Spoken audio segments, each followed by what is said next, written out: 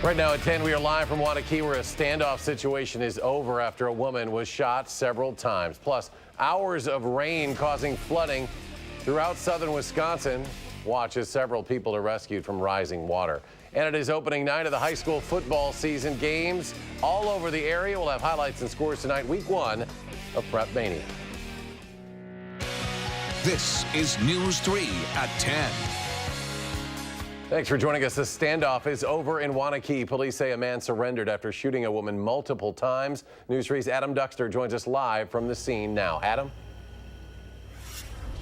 Well, I'm right outside Creekside Condominiums on Kearney Way in Wanakee, where police say a man went into his neighbor's apartment and shot her multiple times in front of her grandchildren. This was all at 5:30 today. The man then barricaded himself inside the apartment. Police came, multiple units from across the state of Wisconsin, and eventually he gave himself up to police. The woman was med-flighted to the hospital, and neighbors in this area say they could never expect something like this to happen here where they live.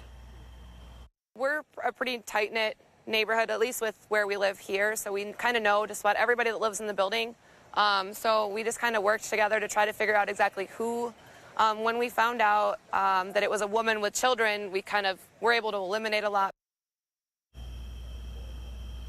Now, as for those neighbors, there's about 100 people that live inside this apartment complex, but as of right now, they're still not able to get back in. When police came initially, they forced them all out, so people still have phones, wallets, shoes. It's all still there, and police have just informed the people that live here that they're going to have to find another place to spend tonight because they're still waiting for that search warrant to be signed and delivered for them to go inside both apartments and begin this investigation that will result from this. But again, all of those people who live here right now, some of them have been standing around since we've gotten here at around 6 o'clock. They have to find a new spot to stay tonight, but that's the latest here in Wanakee. All right, Adam Duxter live in Wanakee tonight. Adam, thank you very much. Another big story was all the rain that fell across the region. Let's check in now with meteorologist Dave Caulfield to see if things can dry out over the weekend, Dave. Well, Eric, finally we have put that rain to bed across southern Wisconsin because the radar is finally quiet. Doppler track not showing any showers or thunderstorms right now, and I don't think we'll see any showers or thunderstorms at the earliest until we get to very late on Sunday. So we get a well-deserved chance to dry out. Downtown Madison looking at partly cloudy skies. Still a little bit humid out there, to say the least. So some patchy, dense fog is possible in areas tonight into the overnight hours. Temperatures are in the upper 60s and low 70s for southern Wisconsin, and dew points are pretty close to that, and that's usually a recipe when you get those clear skies for some areas of fog forming. So keep that in mind as we head into early Saturday morning. We could see some fog, and then temperatures should get into the low 80s with plenty of sunshine giving us that chance to dry out. We'll talk about a nice but a little bit warm weekend and when rain chances return once again in your first alert forecast in just a few minutes. All right, Dave, thank you. Several towns across southern Wisconsin, as we mentioned, dealing with some flooding tonight. In Marshall, water is pouring into the area from nearby water systems. City officials put out a request for volunteers to fill some sandbags near the Medina Town Hall. Even with water continuing to slowly seep into the area, the Marshall Fire Chief says it's just a matter of containment. We have people, residents out in the area that are kind of suspect to maybe a little more flooding. They're going to just call us out. Other than that, we just hope the next 2 days of sunshine help this all go away. Pierce says there's no structural damage so far, and police and fire haven't had to make any rescues there. Now here's a look at what's going on in Watertown, where firefighters say they rescued 4 people from 3 cars that got stuck in this flash flooding. No one was hurt, but cars were still stuck in the flooding as of this evening. People say they were surprised by how bad it was. I mean, it rained for about 14 hours, I'm going to assume. So I knew there was the potential for at least high water, but I didn't think it would flood to this extent. The Watertown Unified School District had to cancel their high school football season opener tonight against Beaver Dam due to unplayable field conditions after all that flooding. And the rain also caused some trouble in the Milwaukee area. This is video from a section of I-43. Several drivers got stuck in the flooding. They needed to be rescued as well. Altogether, 4 people there had to be rescued. 2 others got out on their own. No one was hurt. The flooding happened where recent construction had narrowed that highway. If your plans depend on the weather, you need to get our accurate 12-hour and 10-day forecasts, up-to-the-moment traffic information all on the go. Download our Channel 3000 First Alert weather and traffic app and be the first to know. A lightning strike knocked a Wisconsin sports talk radio host off the air and sent him to the hospital. Bill Michaels was doing his show yesterday from a patio at a golf club in the Eau Claire area as thunderstorms rolled in. Michaels' arms and fingers were burned. He spent 4 hours in a hospital, but says he's okay and even was tweeting during last night's Packers game. Police are still trying to figure out who shot up a local radio station nearly 2 weeks ago, but things are slowly getting back to normal at WORT. 2 of the 3 hosts who were there are back on the airwaves. Police say a person got into the building, fired 5 shots into the recording studio just after 3 o'clock Sunday morning, August 5th. The shooting left one DJ with a minor injury and lots of damage, and while the window is now fixed, the injured man was quickly discharged from the hospital. WORT's board president says one of the hosts chose not to continue the show. We give a lot more hugs because we all need a little bit of support. You know, there's still people who have a little nervousness, and you know, come down to the station. You want to look both ways before you go in the door. Police believe it was a targeted attack and are still working to identify a suspect. The station working on tightening security and has scheduled more volunteers there during overnight shows. City leaders in Milwaukee are taking steps to try and reduce violence after several homicides in just the past couple of weeks. There have been 14 murders in the city since the start of August, and police say the last few weeks have been some of the most violent this year. Authorities are trying to prevent what happened 2 years ago when there were 24 murders in the month of August. Hundreds of extra police officers will be patrolling in the state over the next couple of weeks. The Drive Sober or Get Pulled Over campaign started today. It'll run through Labor Day. Officers and deputies will be on the lookout for drunk drivers. The DOT reports drunk driving crashes caused more than 160 deaths and 3,000 injuries in Wisconsin last year alone. The Children's Hospital of Wisconsin planning on expanding its campus in Wauwatosa. This is the hospital's first major expansion in a decade. It'll cost roughly $265 million. The state seeing its first case of West Nile virus in a person this year, and that case involves someone right here in Dane County. The majority of human cases of West Nile in Wisconsin do occur in the months of August and September. A Wisconsin-based conservation organization focused on raising young whooping cranes announced it'll be closing today. Operation Migration will cease operations after 25 years. The group pioneered the approach of raising whooping cranes by having them follow aircraft that mimic their parents. The group's leaders say that decisions by the Fish and Wildlife Service have made their efforts ineffective, but that should not discount any of their many achievements. When we used an ultralight aircraft to lead birds south, it attracted an audience of environmentalists, birders, pilots, adventurers, and it educated a lot of people to the plight of endangered species like whooping cranes. So that's part of our legacy. Operation Migration will end operation by the end of the year. You can now get your picture taken with the final Bucky on Parade statue. Crazy Legs Bucky was unveiled at the UW-Madison Police Department this morning. The public art project features 85 of these statues. Rick Yankee is the artist behind this statue. He says he wants everyone to know about the legend of the late Elroy Crazy Legs Hirsch. When I saw the mold, it would have been a disservice not to make him an old-timey football player. It was just too Heisman-y. I had to make him an Elroy. The statues will be on display through September 12th, and most will be auctioned off at a final party September 29th or in an online silent auction. An organization that started as a way to honor the father of Wisconsin head basketball coach Greg Gard is raising money to support other cancer patients this weekend. Glenn Gard lost his battle with brain cancer 6 months after his diagnosis. His wife Connie started the Iowa County Cancer Coalition in February last year and is now hosting the organization's second annual fundraiser. It starts at 4 o'clock tomorrow afternoon, Iowa County Fairgrounds, that's in Mineral Point. Tomorrow night, there will be a luminary ceremony to celebrate cancer survivors and also remember those who have lost their lives to the disease. All the money raised goes to cancer patients undergoing treatment. A Madison family honoring the life of their 5-year-old with a backpack giveaway.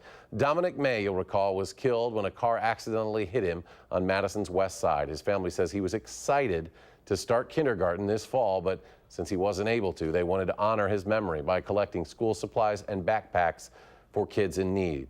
Officials say more than 200 backpacks and many more supplies were collected. Madison Police Department joined in the event. As Dominic always said, he wanted to be a police officer. Just ahead at 10, how will the weather affect your weekend plans? Dave will rejoin us with the complete details on the forecast and a sign of the season. It's high school football season kicking off in southern Wisconsin. The highlights, post-game reaction from our Prep Mania Game of the Week just moments away.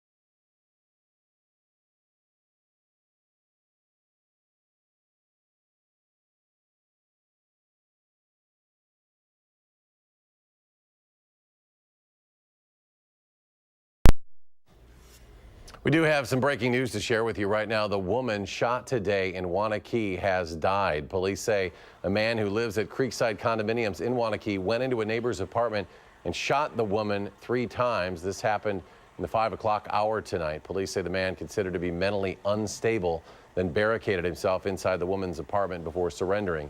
After a brief standoff, we will have an update from Waunakee in just a few minutes. But now we want to turn to our forecast as we look to the weekend. Dave Caulfield joining us on the backyard patio. Dave? Well, Eric, finally, the rain has stopped across southern Wisconsin. It really was constantly raining for some of us for the past 24 to 48 hours. And it's all because of the setup that we had. A lot of humidity building up over the past couple of days. An upper-level low-pressure system bringing that wraparound rain into southern Wisconsin.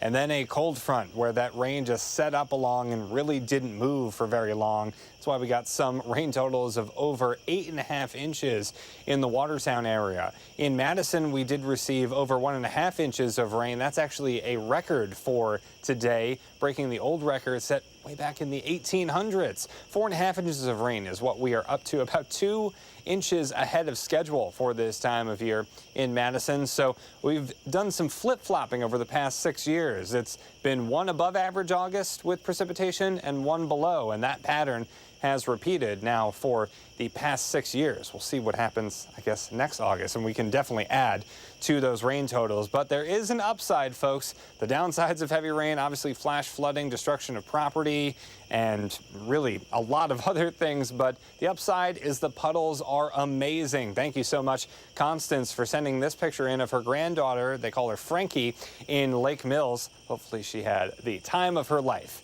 this afternoon. Doppler track is quiet, thankfully, and it will remain that way into this weekend, but we do still have that flood warning for Dodge and Jefferson counties until 12:15 tomorrow afternoon. Here's our time lapse of that rain in Madison.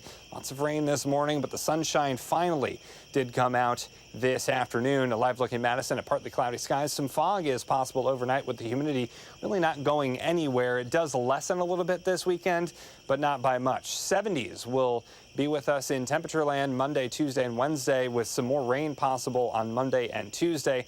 Then we do return into the 80s by the time we get into the middle of next week. Tonight, a chance for evening storms has passed us. Partly cloudy and mild with areas of fog developing otherwise, with temperatures in the low 60s.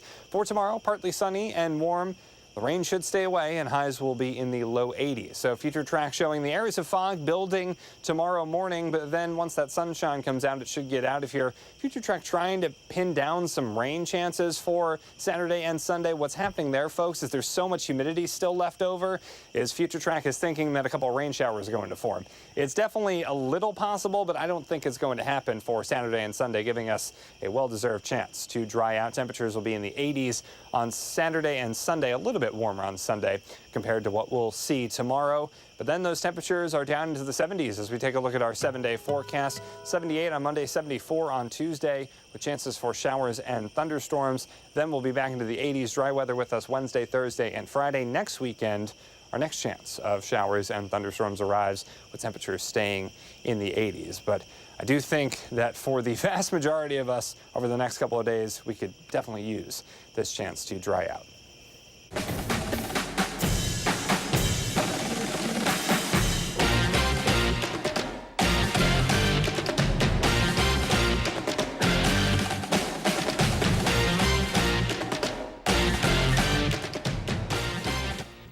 Well, it's finally here. Welcome to week 1 of Prep Mania, where we're not yet complaining about having to wear an extra layer or two while watching these games. And for a lot of these teams, week 1 means putting all of those hours of work in the summer to the test. Was it enough? Well, we start in Division 1 with Sun Prairie visiting Madison Memorial at Mansfield Stadium for our Prep Mania game of the week. Cardinals down in the third quarter. Richie Gillies airing it out to Ethan Ackley in the end zone. Sun Prairie taking the lead at 26-19 in the fourth quarter. But the Spartans respond. Jason Saniti winds up. He's got a man open. Max Hauser, he's got it. And Memorial tying up the game in the fourth quarter at 26. Fast forward a bit now, Spartans adding one more. Saniti with a short QB sneak. And Memorial beats Sun Prairie 32-26. Jay Wilson caught up with first-year head coach Michael Harris after the game. What a way to start the season as Madison Memorial defeats Sun Prairie. And Michael Harris, your first game as head coach at Madison Memorial. You must like this job. Oh, I'm very excited. I'm very happy for our boys. They really have worked hard to earn this opportunity. And, you know, Coach Kaminsky is a fantastic coach. We know Sun Prairie is a great program, and we're happy that we're able to come away with a win tonight. You look at the game, boy, you can pick out plays on offense, you can pick out plays on defense, you pick out a special team touchdown. Pretty complete effort in a lot of ways. Right? Yes, but if I were to say one area that really kind of frustrated us was the turnover margin. And so that's going to be a key area we're going to have to work on for the weeks to come. And again, we're very excited about this opportunity. We're going to enjoy it for a night, and then it's on to another work week. A lot of people are going to be surprised when they hear this score. Did you think this could happen? Well, we told the players at the beginning of the season that we wanted to focus on all of the controllables that we can. And hats off to my team. They gave me their full effort in the offseason. I'm really proud of how hard they worked in the weight room. So that's what we addressed this. Special night at Mansfield Stadium as Memorial beats Sun Prairie. All right, thank you, Jay. Staying in Division 1, La Follette hosting Madison West tonight. Regents ball, it's Dane Armwald on the jet sweep, lowering his shoulder down there. Makes it first and goal. What a hit there. 2 plays later, it'll be William Gutenecht scoring on the QB keeper here, and it is 6-0 West. The Lancers, though, they know how to play some defense. Check it out here. Robert Chivley with the quarterback sack. West leading 14-13 in the fourth quarter, but the Lancers coming back late to win 19-14 the final. Some other scores tonight: Janesville Craig beating Beloit Memorial 27-7. Verona, what a blowout, 40-2 there. And Middleton shutting out East 50-0. Monona Grove beating Baraboo 39-0. And Milton beating Sauk Prairie 26-12. Oregon beats DeForest 17-7. And a note from the Green Bay area, Kimberly's 70 game losing streak coming to an end tonight. They lose winning streak. Thanks, Eric. Coming to an end tonight, losing to Fond du Lac 31-28.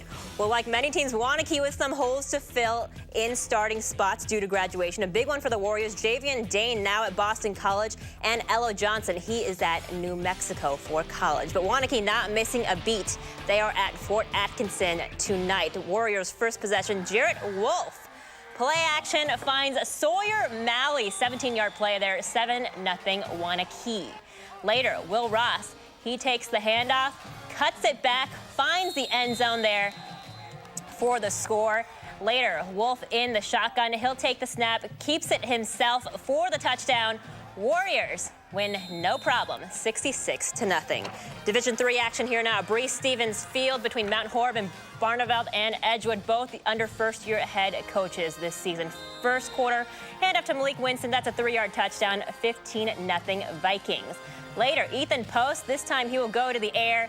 Caden Lee is open for the catch, 23-yard play, 22-0 Mount Horeb Barneveld.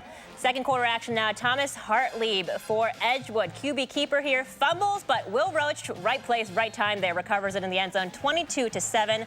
But Vikings winning pretty big, 50-20. Stands full for the Cheesemakers. Monroe taking the field against Reedsburg tonight. Second quarter, Hayden Hahn handing the ball off to Casey Campbell, 7-0 Reedsburg early on. Then later from the 10, Derek Pollock carries the ball past the defense all the way to the end zone. We're going to speed it up a little bit here. He's really not that fast in person, no offense. 14-0 at halftime. Start of the third quarter here. Monroe trying to make a comeback. Ethan Kleckler taking it in for the Cheesemakers' first touchdown, but Reedsburg wins 28-7. Some other scores here now. Stoughton beating Portage 56-15. Platteville beating Cuba City 28-14. Lodi, reigning state champs, another win to start off the season, 13-7. New Glarus Monticello beating Dodgeville 43-0. Poynette shutting out Waterloo, and Fenimore shutting out Lancaster. Still ahead, the Brewers playing some catch-up in the NL Central tonight. Highlights from Busch Stadium next in sports.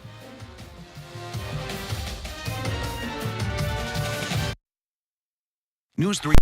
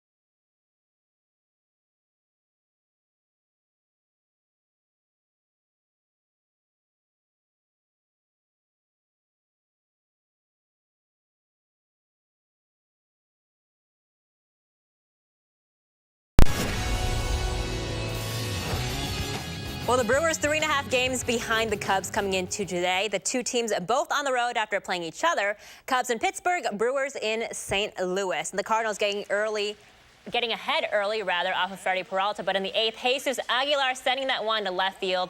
Christian Yelich and Lorenzo Cain cross home plate. Cardinals hang on to win, though, 5-2 the final. The Packers scoring the most points in a preseason game in franchise history last night when they beat the Steelers 51-34. Aaron Rodgers playing for a quick 5 snaps, meaningful ones, though, of course, one of which resulted in a touchdown pass to tight end Jimmy Graham. Now, this is the first time Rodgers has taken the field at Lambeau in 321 days. The last time was in Week 4 against the Bears. And the Lambeau faithful welcoming him back with lots of applause, and Rodgers himself even getting a little emotional. Got to thank the fans. To be back on Lambeau was a thrill. And the ovation touched me. You know, I had to kind of wipe away some tears in my eyes. I know getting over 30, those of us over 30, I think that's kind of a number where you start to get a little softer maybe and things get to you a little bit. But that really meant a lot to me. I had to settle myself down a little bit and got into it with the throw to Devontae. Finally tonight, this was so good, I had to show you again. Get this security guy on the roster. Seriously, obliterating a fan that ran onto the field during last night's Steelers-Packers game to the ground. Let this be a warning to anyone who's even considering doing this in the future or anytime in your life. Don't do it, because those security guys will have no mercy, no problem taking you down. We'll be right back. Up high. That might be our FiOS player. I love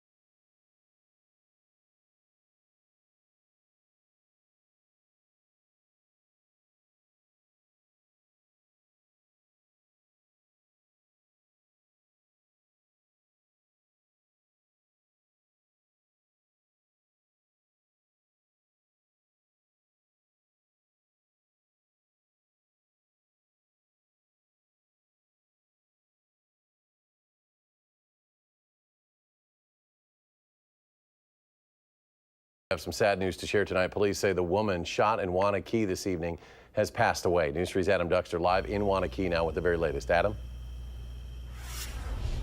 It was just after the top of the hour. We did get confirmation from police who are still here outside of the condominium complex where the shooting occurred that this is now an active homicide investigation, meaning the woman who was shot 3 times, life flighted to the hospital. She's now succumbed to her injuries and has passed. But that's the biggest update we've got for you right now, is that this is now being treated as an active homicide investigation. Police have begun allowing people to go back inside, but just escorted to get their things and get on out. But again, an active homicide investigation right here, as the woman who was shot 3 times by her neighbor right here in Wanakee has succumbed to those injuries and has passed away. All right, Adam Duxter reporting live in Wanakee tonight. Of course, we'll have the very latest tomorrow on channel3000.com throughout the evening, and as well News 3 at 6 and 10 tomorrow. Final check, Dave.